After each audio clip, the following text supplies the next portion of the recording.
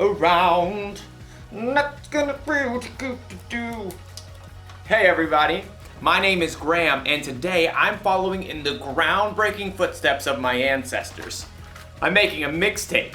You see, back in olden times, when someone wanted to listen to music, they needed one of these cassette tapes. And if you were fortunate enough to have one of these dual cassette recorders with high-speed dubbing, you could put up to 90 minutes of your favorite songs onto one rad mixtape. I'm making this mixtape for my friend Erica, who's been running a lot of 5Ks lately.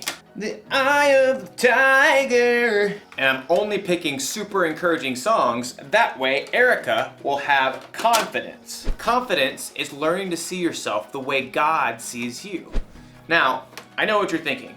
Wouldn't it be simpler just to make a playlist that Erica could listen to on her phone? Maybe, but this is all a part of the plan. My plan is to give this mixtape to Erica so she can listen to it while she's running. She probably doesn't have a tape player, so she'll borrow mine. And if she carries this thing around with her everywhere, she'll build up arm strength.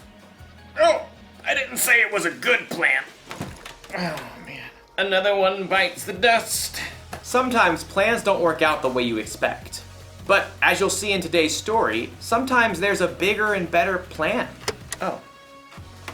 Gotta switch to side 2, I guess. How did people even survive back then?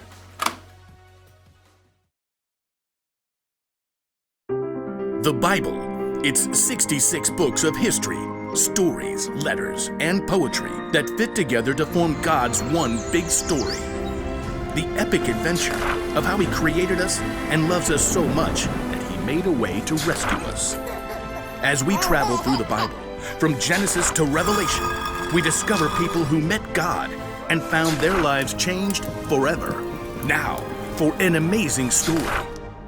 Inspired by the book of Joshua, chapters 5 and 6.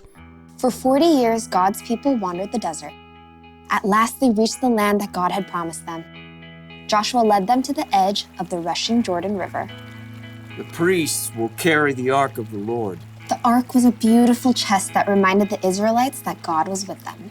As soon as the priests step into the Jordan, it will stop flowing. Sure enough, as soon as the foot of the first priest touched the edge of the river, the waters parted. God's people crossed on dry land, just as God had led them through the Red Sea 40 years before. God did this so that all the nations on earth would know that He is powerful. Soon after, the Amorites and Canaanites living in the land had heard what God had done. Fearful, they retreated back to their towns, including the high-walled city of Jericho. Oh, great. Like, how do we fight them now? God will show us the way. That evening, Joshua left camp and snuck toward Jericho. The walls loomed impossibly strong. So tall. As he turned, Joshua saw a man standing nearby holding a sword. Who are you? Are you on our side or the side of our enemies? I have come as the commander of the Lord's army. Joshua knelt down, face to the ground. What message does my Lord have for me? Take off your sandals. The place you are on is holy ground. Joshua tugged off his shoes. I have handed Jericho over to you. Joshua listened carefully as the Lord delivered a message, a battle plan unlike any other. Wow. Okay, we'll do it, Lord. Joshua called for the priests. Get the Ark of the Covenant, and I need 7 of you to march in front of the Ark with trumpets. Sorry, just warming up. Joshua gathered the army too. Time to move out. Like, do we get to attack now? March around the city. Just, like, go in circles? Some of you march ahead of the Ark of the Lord, and the rest of you march behind. Can we at least shout and stuff? Hey, Jericho, you guys smell like cheese! Don't give a war cry or raise your voices until the day I tell you to shout. But the priests must blow their trumpets. Forward, march! The entire army, including the priests, marched one time around Jericho, just as the Lord had instructed Joshua. Now can we get them? Back to camp, men. We march again tomorrow. The next morning, the Israelites marched around the city once again. And then on day 3, once again on day 4, not to mention day 5, and once again on day 6. We march again at sunrise.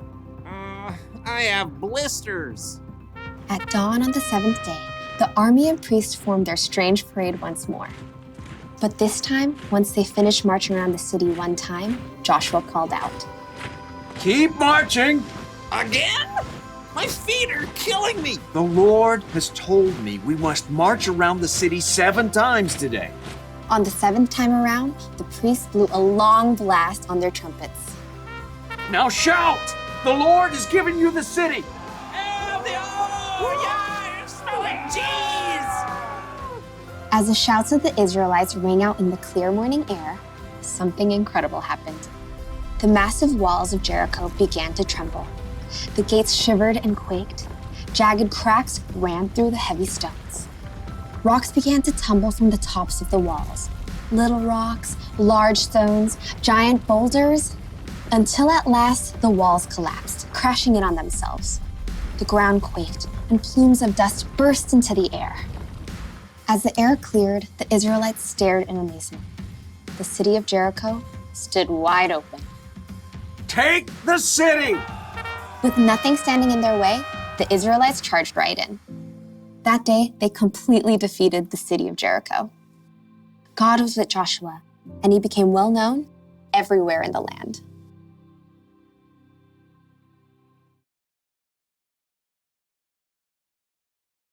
When God told Joshua to take over the city of Jericho, Joshua probably thought of a battle plan. And I bet his battle plan didn't involve marching around the city wall for a week blowing trumpets.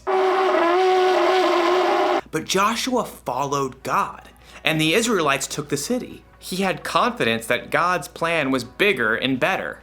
And that's not the only time God proved his plan was better. When Jesus, God's son, died on the cross, Jesus' disciples had to wonder, what is God thinking? Then in 3 days, when Jesus came back to life, it all became clear. God's plan is always better. The truth is, none of us know what the future holds. Your family might have to move out of the neighborhood or out of the state. You might get sick or break a bone. You might not get put on the team you tried out for. But when things don't go according to your plan, that's when you need to remind yourself, God's got you. You may not always know what God's plan is, but keep following him and have confidence that his plan is bigger and better. That's the one thing to remember today. God's plan is the best plan. My plan to make a mixtape for Erica is not the best plan. But it's still a lot of fun.